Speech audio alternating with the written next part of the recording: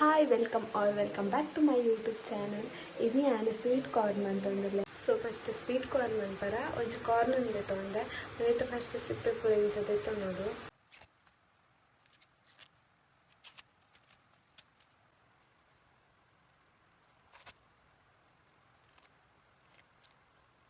ಸಿಪ್ಪೆ ತೆಗೆದ ಅದಕ್ಕೆ ಜೋಳನ ಫುಲ್ ಇಂಚ ಬುಡ್ಪದ್ದೀವ ನೋಡು.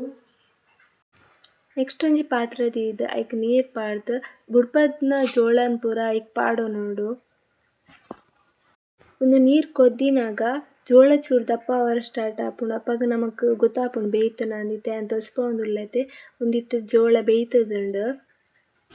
ನೆಕ್ಸ್ಟ್ ಒಂಜಿ ಪ್ಯಾನ್ ದೀದು ಐಕ್ ಒಂಜಿ ಸ್ಪೂನ್ ದಾತ್ ಬೆಣ್ಣೆ ಪಾಡ್ದು ನೆಕ್ಸ್ಟ್ ಐಕ್ ಫಸ್ಟ್ಗೆ ಬೇಯ್ಪದ್ನ ಕಾರ್ನನ್ ಪೂರ ಅವೆಕ್ ಪಾಡೋ ನೋಡು. ನಮಕ್ ಮೂಲು ಬೆಣ್ಣೆ ಆಪ್ಷನಲ್, ತುಪ್ಪ ಎಣ್ಣೆ ಓವಣ ಯೂಸ್ ಮನ್ಪುಂಡು. ಯಾ ಮೂಲೈತೆ ಬೆಣ್ಣೆ ಯೂಸ್ ಮಂತೊಂದುಲ್ಲೆ.